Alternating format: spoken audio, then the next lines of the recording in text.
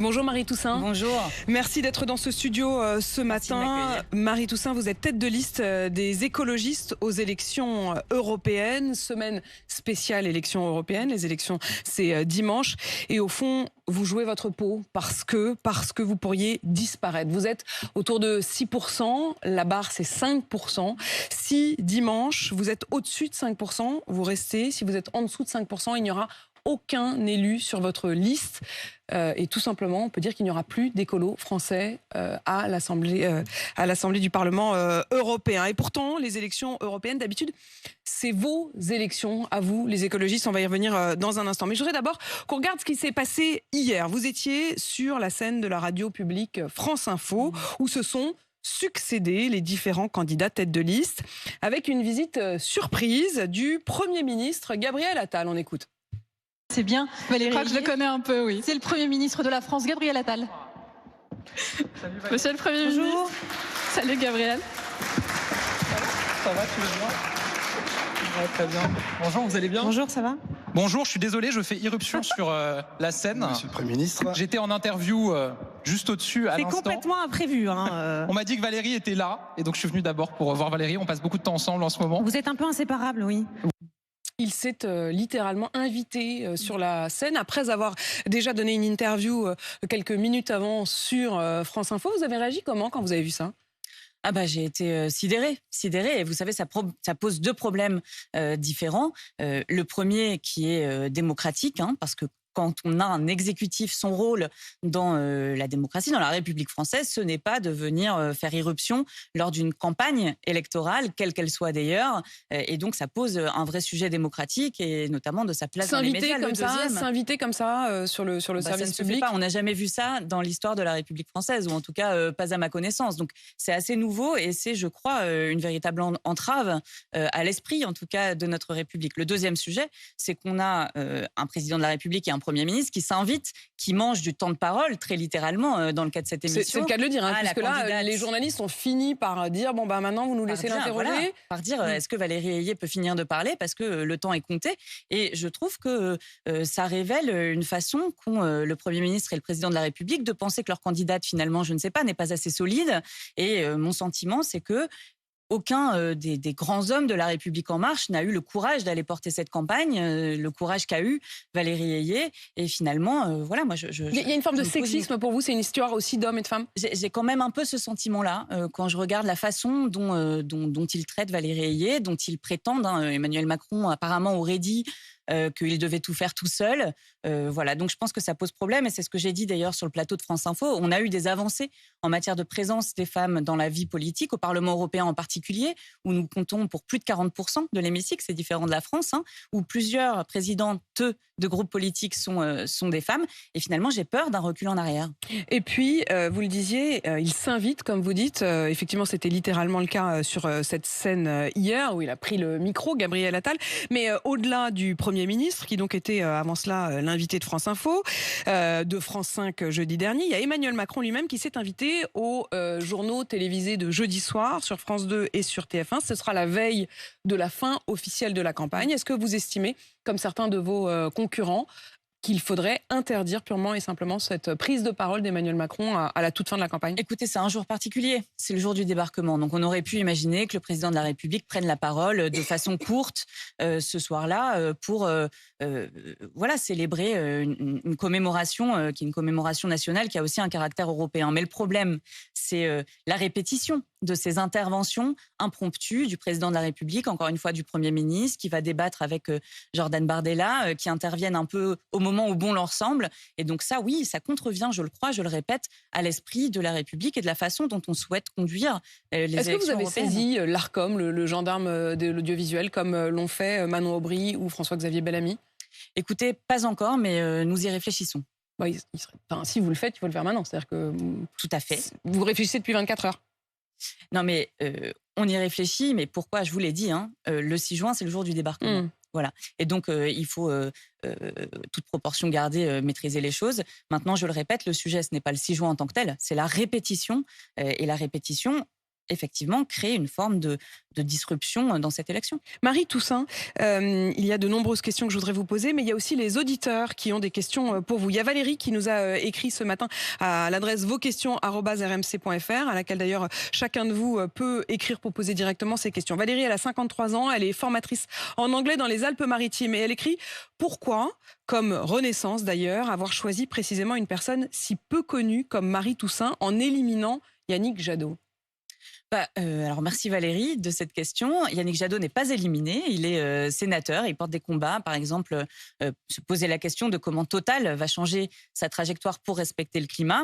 Et vous savez, chez les écologistes, nous avons la conviction qu'on ne peut pas être un professionnel de la politique, être élu en permanence, et donc ça demande de faire émerger de nouvelles figures. J'espère, Valérie, vous convaincre ce matin et pendant cette campagne que je suis l'une de ces bonnes figures pour porter les idées écologistes. Plusieurs questions pour poser le décor justement de votre rapport à l'Union européenne. D'abord, est-ce que vous êtes favorable ou non à l'élargissement de l'Union européenne à l'Ukraine et à la Géorgie ?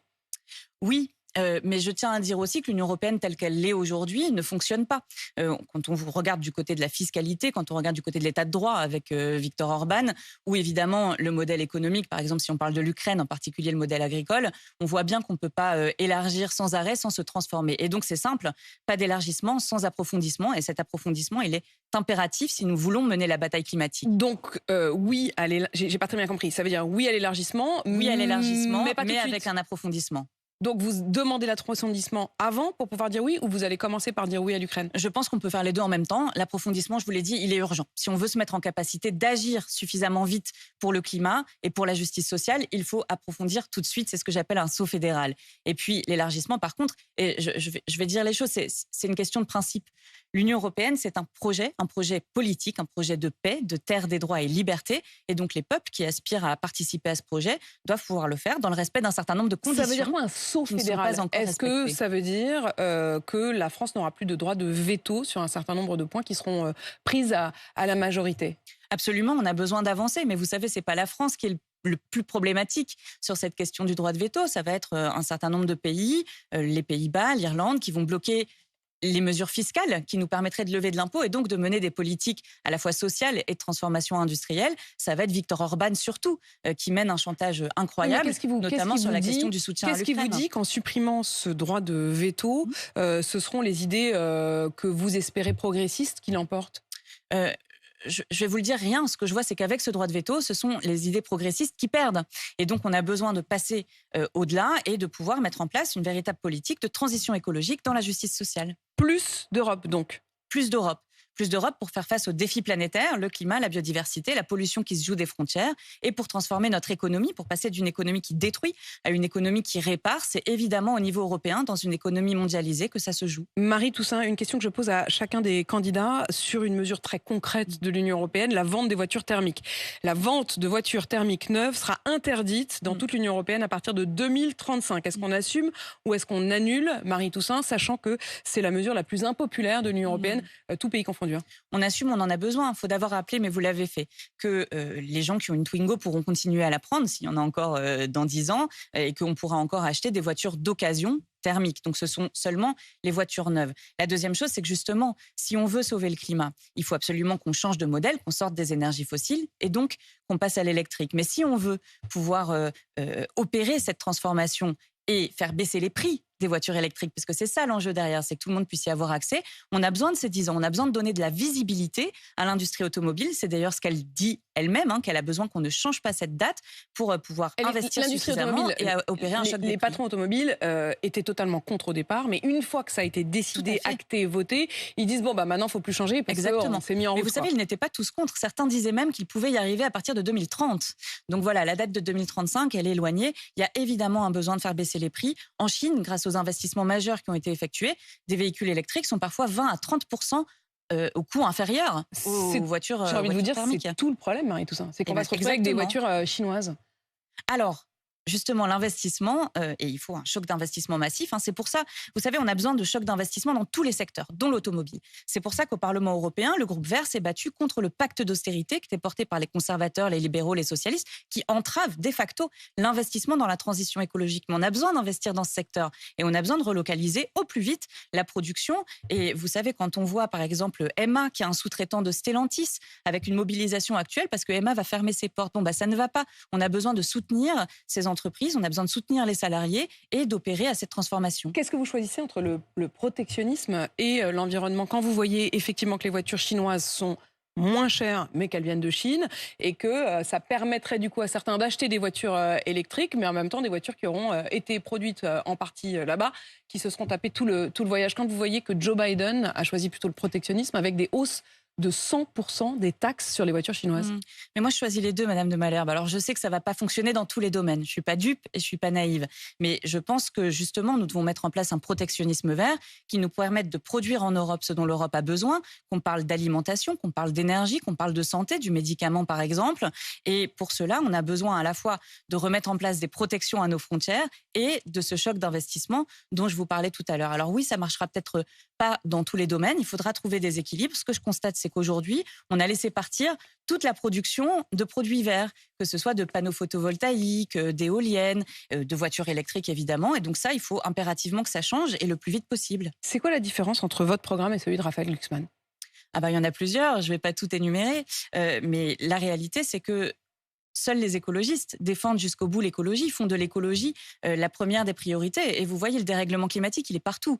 On a vu en Inde des morts liées à la canicule pendant les derniers jours, même chez les assesseurs électoraux. Non, mais je vous repose la question, elle est très précise. Qu'est-ce qui vous distingue vraiment ? La constance, la cohérence et la clarté. Glucksmann. Vous savez, sur la liste des écologistes, il n'y a que des combattantes et des combattants de l'écologie. Ce n'est pas le cas chez les socialistes. Le groupe socialiste européen, d'abord, vote pour les méga-camions, pour moitié pour les OGM, où je viens de vous en parler pour l'austérité. Et puis sur la liste de M. Glucksmann, il y a une défenseuse de l'A69, qui est une autoroute qui est décriée par des milliers de scientifiques, dont des membres du GIEC. Et puis un défenseur de pistes de ski en plastique dans des aires naturelles dans les Pyrénées. Donc quand vous votez pour Raphaël Glucksmann, vous ne savez pas si vous votez pour la restauration de la nature, pour le climat. Quand vous votez pour les écologistes, tout cela, c'est très clair. Alors là, vous nous donnez donc quelques détails. On a bien compris. Ces pistes dans les Pyrénées, la 69 qui n'est évidemment pas un détail, mais enfin qui est une partie d'une des personnes de la liste. Mais quand on regarde quand même globalement, c'est vrai que c'est très frappant. Sur la PAC, Raphaël Glucksmann dit il faut réformer, transformer cette politique, permettre une transition agro-écologique. C'est exactement les mêmes mots que vous utilisez, vous, Marie Toussaint. Du programme des écologistes. Mais oui, mais j'ai envie de dire, dans ces cas-là, pourquoi vous n'êtes pas ensemble ? Mais ça, c'est la question qu'il faut poser à M. Glucksmann. Vous savez, moi, je vous le dis. Je lui poserai demain, il sera à ce même micro, mais je peux vous la poser aussi à vous. La liste des écologistes et le groupe écologiste au Parlement européen votent en permanence la même chose de façon cohérente et structurée. Vous demandez un plan de transition de l'élevage vers des systèmes biologiques extensifs à taille humaine et respectueux des conditions animales. C'est de là encore exactement les mêmes mots qui sont utilisés par Raphaël Glucksmann. Un plan d'investissement pour accompagner les agriculteurs, pour les aider à s'équiper de panneaux photovoltaïques. C'est par exemple ce que demandent les agriculteurs actuellement mobilisés dans les Pyrénées pour sortir de l'élevage, pour changer leurs tracteurs, et que le groupe socialiste au Parlement européen a voté un plan d'austérité qui empêche ce plan d'investissement. Donc vraiment, Madame de Malherbe, je vous le répète, la différence, c'est la constance et la cohérence. Oui, mais est-ce que la question, c'est pas justement qu'à partir du moment où tout le monde est devenu écolo, votre candidature a plus de mal à passer ? Mais je ne crois pas. Et vous voyez, vous dites tout le monde est devenu écolo. Moi, ce que je vois... Sur la question des voitures électriques, je ne l'ai pas dit tout à l'heure, mais votre position, c'est-à-dire maintenir ce calendrier 2035 pour la vente des voitures électriques, c'est aussi ce que préconisent Manon Aubry et Raphaël Glucksmann, mais aussi Valérie Ayé. Oui, mais c'est une victoire arrachée par les écologistes. De la même manière que la taxe carbone aux frontières a été une bataille arrachée par les écologistes. Mais non, ça n'y est pas. Je vous le dis depuis 1 an et demi. On entend l'extrême droite faire de l'écologie la cause de tous les maux. L'extrême droite exerce une domination intellectuelle croissante sur le reste de l'échiquier politique. Au premier trimestre 2024, tout a reculé. Les conservateurs, les libéraux, les socialistes ont abandonné les mesures environnementales en les votant au Parlement européen. Et donc, on a besoin de tenir. Et quand c'est difficile, Madame de Malherbe, seuls les écologistes tiennent bon. Seuls les écologistes continuent à se battre pour le climat, pour la biodiversité. C'est le défi de notre siècle. Nous sommes les seuls à considérer que c'est le défi de notre siècle et qu'il faut impérativement y répondre. Un point sur l'Ukraine, précisément, qui pourrait, où j'aimerais savoir votre position. Je connais celle de Raphaël Glucksmann, il y a répondu ici même. Vous le savez, par solidarité avec le peuple ukrainien, l'Union européenne a baissé considérablement les droits de douane sur les importations, notamment de poulet ukrainien. Aujourd'hui, en France, la moitié du poulet consommé provient d'Ukraine. C'est pour la majeure partie un poulet qui est élevé dans des giga-fermes-usines qui appartiennent à un seul oligarque qui est lui-même domicilié fiscalement et financièrement à Chypre. Entre la question de la solidarité et la question écologiste, vous choisissez quoi ?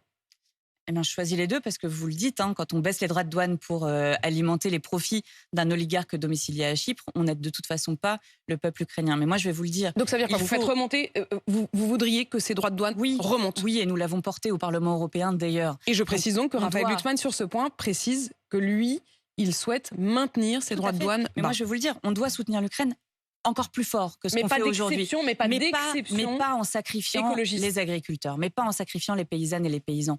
On a des avoirs russes qui sont gelés aujourd'hui dans les banques centrales européennes. Joe Biden a légiféré, comme l'Estonie ou la Suisse, pour pouvoir dégager ces avoirs russes, les utiliser pour soutenir l'Ukraine. Pourquoi est-ce que c'est pas ça qu'on fait, plutôt que de demander aux paysans de payer l'addition ? Emmanuel Macron s'apprête à inaugurer l'EPR de Flamanville. Enfin ? Pas enfin, et d'ailleurs on attend toujours un couvercle parce que le couvercle actuel est défectueux. Le couvercle arrive dans 2 ou 3 mois. J'ai bien compris qu'Emmanuel Macron se livrait encore une fois à une opération électorale avant les élections européennes, mais moi je préférerais qu'on se préoccupe de sécurité nucléaire. J'imagine que la question qui suit, c'est comment on fait dans le laps de temps qui est devant nous. Donc je vais vous répondre, on doit impérativement agir pour le climat, on doit accélérer. L'Europe n'est pas dans les clous aujourd'hui de ses objectifs climatiques. Mais précisément sur ces objectifs climatiques, alors on en est quand même loin, mais la nouvelle vient de tomber, les émissions de gaz à effet de serre ont baissé de 5,8% en France en 2023. C'est mieux que prévu. L'an dernier, c'était déjà en baisse, mais seulement de 2,7%. Le réseau Action Climat estime que la raison de cette baisse, c'est notamment le nucléaire, la hausse de la production d'électricité bas carbone et la poursuite de la baisse de la consommation d'électricité. Électricité bas carbone, comprenez nucléaire. Oui, mais c'est grâce au nucléaire. La hausse par rapport à l'année d'avant, où les centrales nucléaires avaient été fermées, faute d'eau, faute de la sécheresse, faute du dérèglement climatique. Donc je pense que ça va être compliqué de faire dire et faute aussi d'investissement au réseau dans le nucléaire qui n'a été rebranché en quelque sorte que tardivement. D'accord. Alors juste pour revenir sur les 5,8%. Encore une fois, moi je me réjouis. C'est le réseau Action Climat qui donne ces informations. Oui, mais qui dit aussi, qui dit beaucoup de choses, qui dit que la baisse est conjoncturelle, qu'il faut poursuivre les efforts et les accélérer. Bien sûr. Encore une fois, je disais, on est loin de l'objectif. Ces 5,8%, ils ont été brandis par Gabriel Attal avec beaucoup d'autosatisfecit. Il faut dire que la France a raté de peu, certes, mais les objectifs qui étaient fixés dans la loi, parce qu'on est en train de détruire la biodiversité, les puits de carbone, les forêts, les rivières, et donc il faut s'en préoccuper. Je reviens sur la question du nucléaire. Nous ne disons pas il faut fermer toutes les centrales aujourd'hui. Ce que nous disons, c'est en 2040, les écolos en 2040, on doit avoir réduit de 95% nos émissions de gaz à effet de serre. Et donc, on doit remplacer les énergies fossiles. La seule énergie qu'on peut développer suffisamment vite, on parle de 15 ans, c'est rien. La seule énergie qu'on peut développer suffisamment vite pour se débarrasser des énergies fossiles, ce sont les énergies renouvelables. Voilà ce que nous disons. Ça coûte moins cher, c'est plus sûr. On n'a pas de glissement de temps comme on l'a eu avec le PR de Flamanville. Et donc, il faut investir massivement dans les énergies renouvelables. La France est en retard. C'est le seul pays européen qui a raté la marche sur les énergies renouvelables. Julien nous a envoyé une question ce matin. Il m'a appelé au 32-16 depuis Montpellier. Il demandait pourquoi vous vous étiez fourvoyé dans cette alliance avec la NUPES. Écoutez, d'abord, bonjour Julien, merci de votre question. Fourvoyer, c'est un bien grand mot. Moi, je considère que, oui, face à la montée de l'extrême droite, quand elle atteint 40%, qu'elle mène une guerre sans merci contre l'écologie d'ailleurs, au passage, on doit trouver des moyens de construire une coopération entre les gauches. La NUPES, ça n'a pas fonctionné, donc il va falloir réinventer cette manière de fonctionner. Mais je veux dire aussi à Julien... C'est fini la NUPES pour vous ? Il va falloir la réinventer d'une autre forme. Vous voyez bien que de toute façon, on est dans un moment de division, de guerre des gauches que je refuse. Mais je veux rassurer Julien sur une chose. Quelles que soient l'endroit où nous sommes, quelles que soient les alliances que nous nouons, les écologistes sont les écologistes. À l'Assemblée nationale, ce sont les écologistes qui mènent bataille contre les polluants éternels, qui mènent bataille pour une juste rémunération des agriculteurs et des agricultrices. Comme au Parlement européen, j'ai mené la bataille pour inscrire l'écocide, condamner les crimes contre l'environnement dans le droit européen, comme nous nous battons pour le bien-être animal, pour préserver l'eau ou encore une fois pour la justice sociale. Anastasie nous a envoyé cette question. Bonjour Madame Marie Toussaint, qu'est-ce que vous comptez faire pour qu'on soit en sécurité dans notre rue? En sécurité dans nos rues. Qu'est-ce que vous lui répondez? Qu'on a absolument besoin de garantir la sécurité des citoyennes et des citoyens.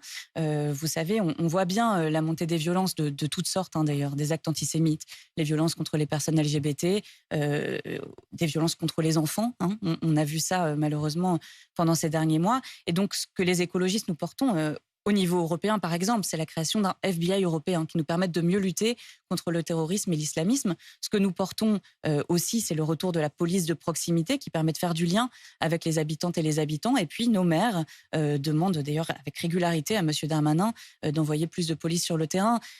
Nous avons à cœur la sécurité, mais dans tous les sens du terme aussi, la sécurité sociale, économique, environnementale aussi. Et à l'échelle européenne. Donc, merci Marie Toussaint d'être venue répondre à mes questions. La semaine spéciale européenne se poursuit demain, puisque à ce même micro, ce sera donc Raphaël Glucksmann qui répondra à mes questions et aux vôtres. Vous n'hésitez pas, vous nous les envoyez au 32 16 ou à l'adresse vosquestions@rmc.fr. Il est 8h52.